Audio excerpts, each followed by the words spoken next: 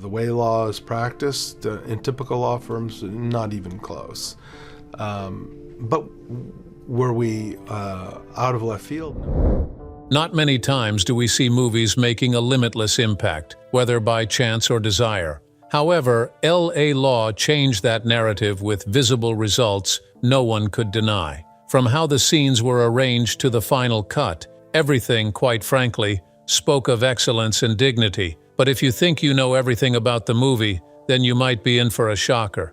Join us as we blow your mind with 20 weird facts you probably didn't know about L.A. Law. Number 1. Harry Hamlin was a voracious eater. Oftentimes, many viewers expect so much from actors and actresses. Some even live their lives to please them, thereby forgetting who they are. Nevertheless, Harry Hamlin has learned to be himself regardless of the movie he is cast in over the years. He seems not to care much about what people say, aside from giving his best in any defined role. Did you know that Harry was all about the food during the filming of L.A. Law? It was so apparent that the cast often whispered among themselves, asking questions like, "What kind of a man is this?" Every scene for him was a holiday, and he approached it without any form of restraint. Reports have it that he was always seen eating in every conference scene, and nothing could change him, even if you tried. But to everyone's greatest surprise, it became a running gag with the props department. They were loving every bit of it. Not just that, it also gave new meaning to the term chewing up the scenery. He for sure left some incredible memories during the filming of L.A. Law, and every bit of it is worth sharing. Number 2. Some notable guests made it to the final cut. The movie world is vast, yet follows strict rules that limit certain events. With heightened demands and expectations from viewers and critics, producers and directors seem to be conservative concerning who appears in a movie scene. However, the producers and directors of L.A. Law took the risks by featuring some guests who had no business being in any scene, which was truly commendable on their part. Dan Castellaneta, the voice of Homer Simpson, appeared in a brief scene in the show, hitting every scene like he had been with them from the very onset. Castellaneta wore a Homer Simpson outfit in the show, playing a guy who portrays Homer in a theme park and had gotten fired. It was one of the shortest scenes yet, inspiring and fascinating to behold. Viewers could even attest to the fact. This again wasn't just the case alone. It was an accomplishment for L.A. Law. Usually it's challenging to find Simpsons stars, guest stars, or cast members in any show. So when Dan took that role, it didn't just wow the producers, but also the actors who had been following The Simpsons from inception. Well, this is what you get when there is something about you that no one can explain. Without exaggeration, L.A. Law has it. Even though many claim to deny it, it doesn't change anything. Number 3. Composer Mike had to leverage the directive of a car trunk.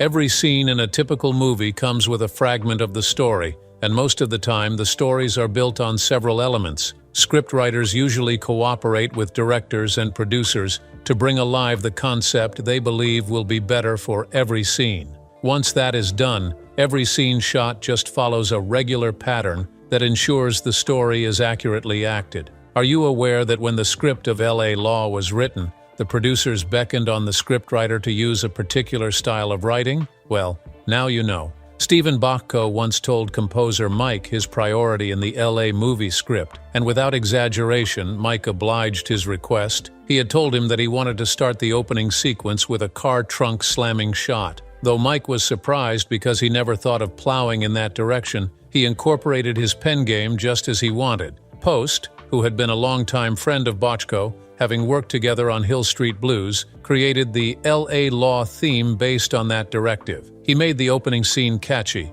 No wonder at your first glance of the show you were hoodwinked into something, even though it wasn't in the plan. Number 4. Corbin Burnson was plagued with lots of challenges figuring out his character.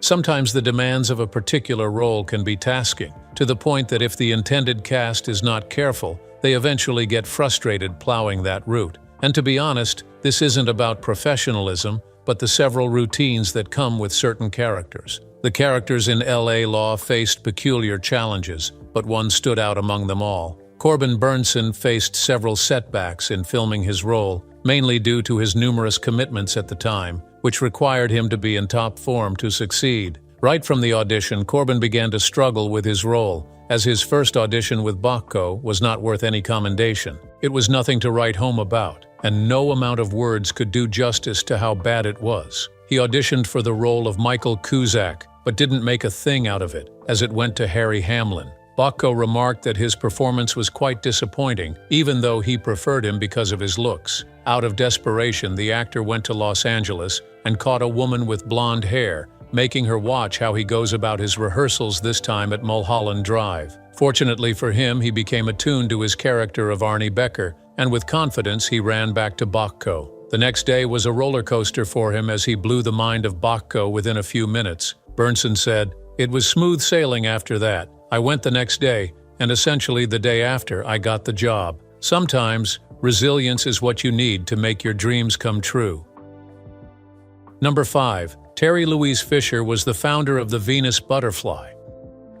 Movie producers and directors have since learned to keep an open mind when going through the production of their shows, and this is because they can stumble upon a game-changer that, if incorporated, could rewrite the outcome of the shows. What if I told you that the producers of LA Law stumbled upon a concept that gave the movie a notable achievement, even among its elite peers? It was not something they planned, but somehow it just came to the scene, and before anyone could say jack, it was already part of the show. In the 9th episode of the series, titled The Venus Butterfly, Stuart Tucker wins Anne Eikenberry with his mysterious intimacy move known as the Venus Butterfly. But how was it wowed even by those who had promoted it? It was said that the concept was Bachko's idea, and he had told Eikenberry the idea that rattled through his mind while speaking to her on the phone when she visited her mom in Wisconsin. However, it was Fisher who received the first response and wrote it as part of the episode, and when it aired on TV, it became a sensation. In a twist of turns, the episode became so popular that it won the co-creators the Emmy for Outstanding Writing in a Drama Series. Viewers were swept off their feet with this line, to the point that they begged the writers to give them a hint about what it was all about. But despite their answers that it was only made up to cover a scene, they pestered until it became a problem. A perfume company gave Boschko an option to purchase the rights to the name, but he didn't give them a head start. Number 6. Susan Day's audition happened in an unimaginable place. Every show has laid down rules that guide its production, and those rules must be accurately followed. However, sometimes a last-minute disruption happens that demands urgent attention. If not taken care of immediately, it could halt production, consequently affecting all other aspects of the show. When producers saw that Susan Day's audition was necessary, they never hesitated to quickly fill the gap by doing what was required. Did you know that, as beautiful and elegant as she was in her role, her audition was held in a strange place? Susan played the role of Grace Van Owen. That role had its audition at a grammar school picnic, and the most shocking part was that both Day and Bochko's children were there. Though it was an awkward place and time, it is what it is. Susan later went on to become one of the most notable cast members in the show, but little did many know that her audition was just a fluke that happened by the corner. Number 7. The sets were quite expensive.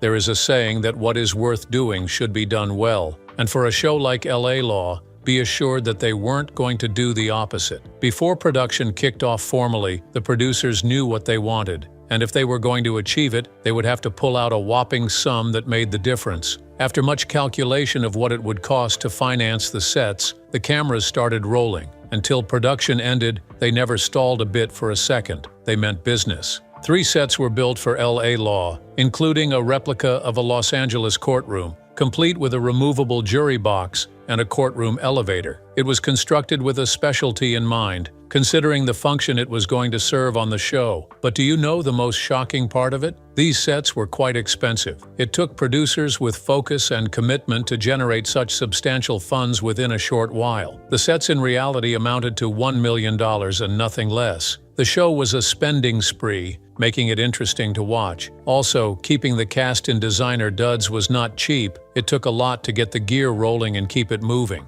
The wardrobe budget was about $400 per episode. That was a tremendous amount of money. The producers were in for no jokes at all. Everything was at stake. They weren't going to take any risks. Number 8. Boston attorney David E. Kelley actually got himself affiliated with the L.A. Law show as a writer.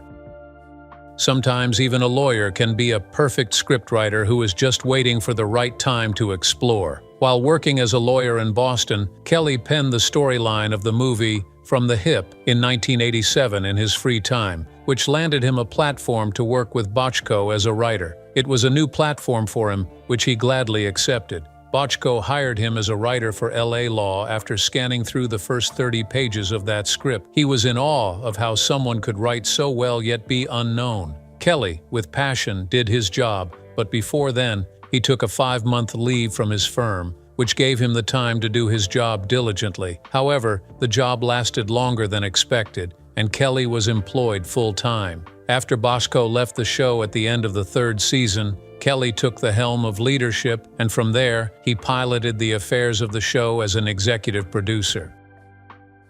Number 9. The first lesbian kiss was a scene in the show. It truly takes a lot of courage and commitment to do what may not have been done before. In a world where many movie directors are judgmental and provocative, not many will be willing to plow through a script with an unusual scene. Nevertheless, the producers of L.A. Law were ready to risk it all, despite the consequences it may entail. Did you know that the first lesbian kiss that happened in a show was a subsidiary of the L.A. Law show? In one scene, Amanda Donahoe, who played C.J. Lamb, and Michelle Green had a passionate kiss that was out of this world. Though many viewers were lost in the euphoria of it, Green has since come out to verbalize her reservations that it was a sweep stunt. "I think it was a positive step, especially at that time," she said. "Now we have gay and lesbian characters having relationships on mainstream TV shows like Will and Grace, and that is a big step from the days of Abby and C.J. Lamb. On L.A. Law, they never intended to explore the issue of a relationship between two women. It was about ratings during sweeps, so I always found it a bit cynical." Unbelievably, some advertisers pulled their commercials for the episode "He is a Crowd." It was not what they planned for. However, NBC did replace them, and no money was lost. Number 10. 2 characters made history based on their transfer from another show on another network. The show L.A. Law came with lots of surprises, and as each scene unfolds, it becomes clearer that it has a lot to offer the viewing community. While many awaited its imminent downfall, the producers of the show just kept re-strategizing on every ground so they could capture the hearts of their audience, and honestly, they did. The transfer that happened in the show was groundbreaking, and it changed the narrative that had been purported by many. When Civil Wars, an ABC series, was canceled, lawyer Eli Levinson, Alan Rosenberg, and legal secretary Denise Lanello, Debbie Mazar, leveraged the opportunity to join the L.A. Law show. With its urgency, all negotiations were made quickly, and before the cast members of Civil Wars could notice what was happening, the duo had switched allegiance. It happened so fast that the producers of the former show couldn't believe it. Many thoughts and questions arose, highlighting that it was already planned, but nature had simply made it happen. The actors confessed that they were devoid of any conspiracy. It was the first time that primetime characters switched allegiance from one drama series to another network's non-spin-off series. Well, there is always a first time for everything, and this one truly made a significant impact. In L.A. Law, Levinson played the role of Stuart Markowitz's cousin, and honestly, he did it so well. Number 11. A reboot of Bochco's work is underway and hopefully will hit the TV screen.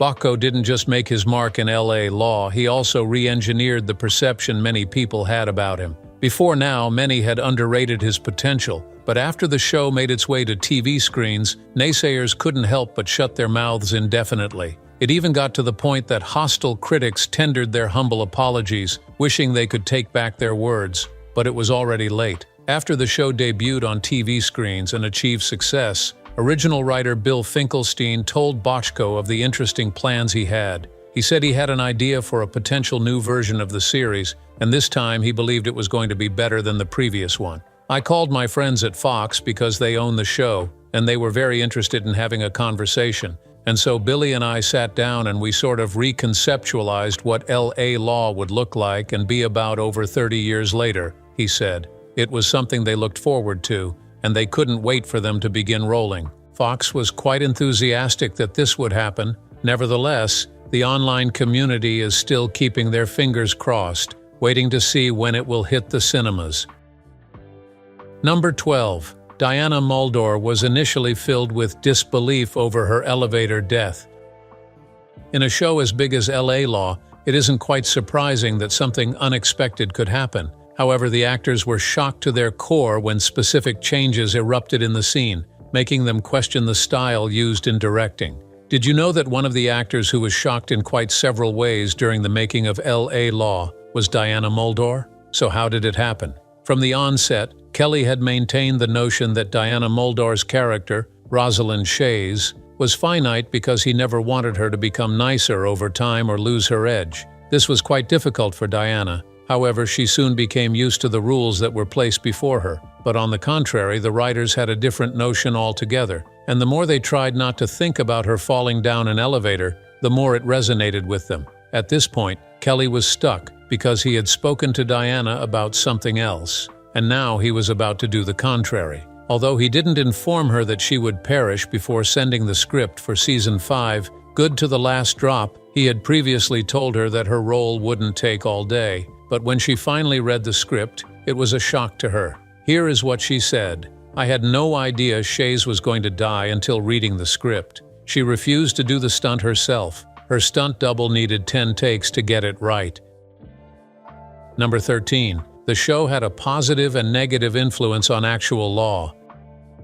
If the show LA Law failed to influence any outcome, whether positive or negative, then the producers ought to have been questioned. But do you know that the show did even more than expected? It was recorded at several instances, but a few of them would clear your doubts. In 1990, a lawyer in Miami Beach referred to the show, citing something quite close to LA Law. The lawyer's argument to an unconvinced judge was strengthened on the fact that the jury had made a mistake by acquitting the doctors in his client's malpractice suit because a very peculiar case was a storyline in the previous night's episode of LA Law, where the defendant doctor had also been found free of guilt. This was quite dicey, how reality and fiction intertwine in a way and manner that was too visible to ignore. This wasn't all. A New York Times article reported that LA Law was responsible for the influx of students into law schools, forcing attorneys to rethink their attire and jury communication.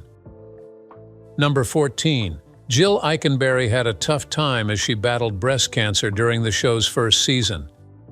This was undoubtedly one of the most emotional moments in the show's production, and to this day, it still baffles some crew members how she managed to pull through in different scenes, week in, week out. She is a hero indeed. Not many actors could give their all even when they know it was at the detriment of who they are and what they represent. After shooting the pilot, Jill Eikenberry, who played Ann Kelsey, was diagnosed with breast cancer. It was one of the worst days in her life. Yet, she comforted herself. Her husband, Michael Tucker, Stuart Markowitz on the show, asked Bocco to tender an apology that they wouldn't be meeting up again for their usual tasks due to their current challenges. However, Bocco assured them that Eikenberry would be off the set by 5 p.m. every day so she could meet her routine radiation treatment. Rather than questioning his thoughts, they obliged and flowed accordingly with what he said. Going against the publicist's advice, Eikenberry revealed the ordeal,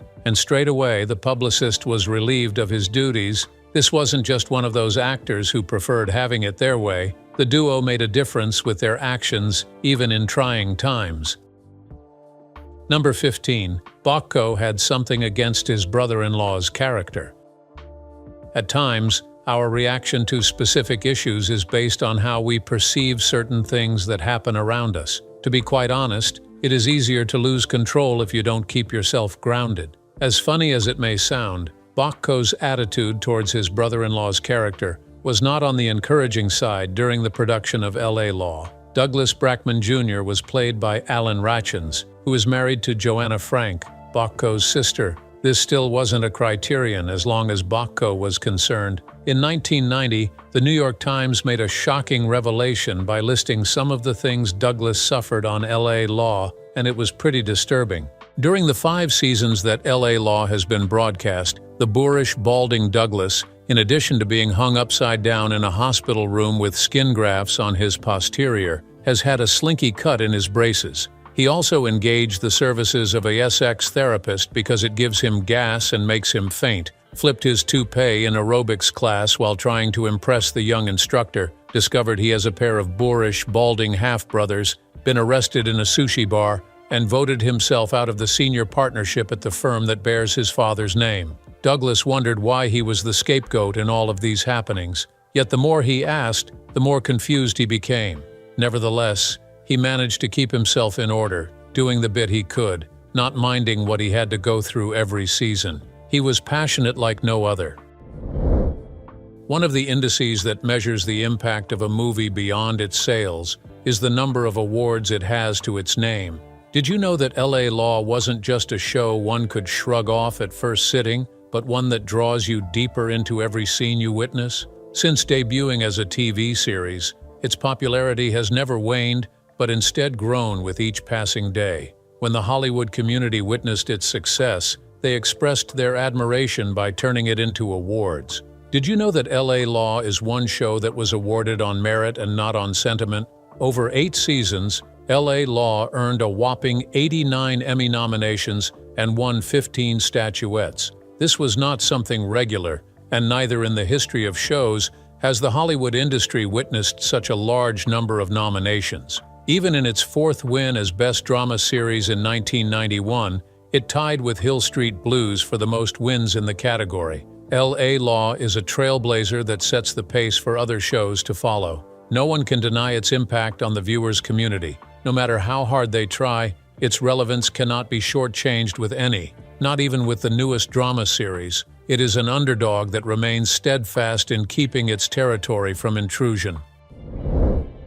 The Hollywood industry is so broad that it can accommodate as many TV series as possible. However, some of these series tend to have more airplay than their contemporaries. This isn't solely based on the broadcasting network alone, but the viewing capacity that fans and even critics have garnered over the years. Did you know that LA Law played a definite role in overshadowing some of its contemporaries on NBC? Many at first didn't believe it could, but over time it proved that it was an underdog for a reason, and it wasn't ready to share the space with anyone. LA Law took over NBC's prized Thursday 10 p.m., 9 p.m. Central time slot from another Bocco show. It happened so fast that everyone forgot about Hill Street Blues.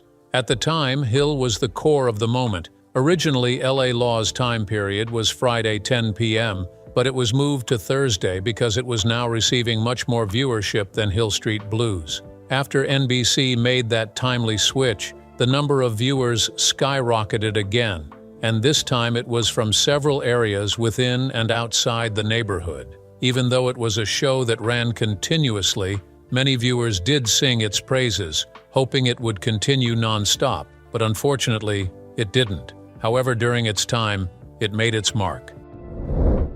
Sometimes it's challenging to spot little changes in a movie, let alone a show that was duly recognized by the world. Most times viewers are lost in the euphoria of its interesting scenes, and little changes become so scarce to pick. Well, it's not their fault. LA Law can keep you glued to your TV screen for hours without feeling any sort of tiredness. One feature in LA Law that many seem not to notice is the change in the car that happened in later seasons and episodes. Are you aware that the car that initially created the pretty scenes was actually replaced with something else, even though it played the same role? The car with the California LA Law rear registration plate was originally a Jaguar XJ, which rattled through several scenes in the show. However, as the shoot unfolded, producers came up with a different idea altogether and decided it should be replaced with a Bentley. Even though it wasn't that noticeable, its function did not diminish for any reason. It still served its intended purpose. Number 19. Unusual rankings that made a difference. The show we're discussing today didn't just excel in terms of accolades and box office hits, it also achieved numerous enviable feats while breaking records in the Hollywood industry. The results were glaring for everyone to see, and even critics gave it a pass mark, which shows how far it has come in the industry. But just as it broke records at the box office, it also received some weird rankings that looked too good to be true. Nevertheless, after much scrutiny by defined authorities and bodies, it became apparent that the show didn't engage in hanky-panky with its contemporaries. It came to outdo them with precision. Remember the scene where Leland Mackenzie, played by Richard Dysart, was shown in bed with his enemy, Rosalind Shays, played by Diana Muldaur. It was ranked as the 38th most significant moment in television. It was a feat that blew minds, as many never believed it could achieve so much in such a short time. The list had once appeared in an issue of EGG magazine, where everyone got a glimpse of its mind-blowing feat. Many scenes in the show were noteworthy. However, this scene above actually put it and its contemporaries in a position to cling to the title. What other point does it have to prove again? It has done everything it ought to do. For decades, it has maintained its relevance, and with each passing day, it continues to etch its name in the history of Hollywood, both in the present and past. Number 20. Scribe and David E. Kelley got an international breakthrough after the debut of the show. Not all shows are a turnaround in the lives of writers, producers, and directors. On a scale of 1 to 10, statistics indicate that 6 out of 10 new shows never change the status of those above after debuting, but rather stall their credibility because of bad reviews from viewers and passers-by. But do you know what? The producers and scriptwriters of L.A. Law enjoyed a handful of benefits, which contributed to their popularity in many ways, to the point that they became celebrities overnight because of their impact on the show. After the show debuted on NBC and enjoyed success for several months, scribe and executive producer David Kelley were blessed with several nominations and awards from prestigious organizations and movie bodies. It was reported that both Scribe and Kelley picked up 13 nominations from various recognition agencies. They also reportedly went on to win 5 out of the 13 nominations, which is a commendable feat when compared to their contemporaries. From there, the duo's relationship was established, and in a short while they were filming together. They created amazing pieces together like Ally McBeal and Big Little Lies, and from all indications they made sure it received the kind of accolades that brought L.A. Law to fame. Before this time, the duo was receiving bits of recognition here and there, but the moment L.A. Law came into play, everything changed for the better. After this show, Scribe and Kelley established themselves as extraordinary scriptwriters, and the rest, as they say, is history. L.A. Law isn't one of those shows that faded with time. Even up until it stopped production, its viewership kept increasing season after season. This was particularly possible because a few men gave a spectacular piece of scriptwriting that turned the show into what it is today. For a long time, several shows that debuted tried to emulate L.A. Law, but it didn't work perfectly as it should have. They did it for a while, and before they could tell what happened next, its popularity waned over time. The viewers were able to distinguish between what is real and false. Quickly, they switched their allegiance immediately. L.A. Law is a show that left a lasting impression on everyone, and what was notable was that its storyline stood out from the peculiarities prevalent at the time. No wonder its records were unbeatable. Which of these facts came to you as a surprise, and on what basis do you make that verbalization? Please let us know in the comments, and don't forget to hit the like and subscribe button, as amazing videos are waiting for you.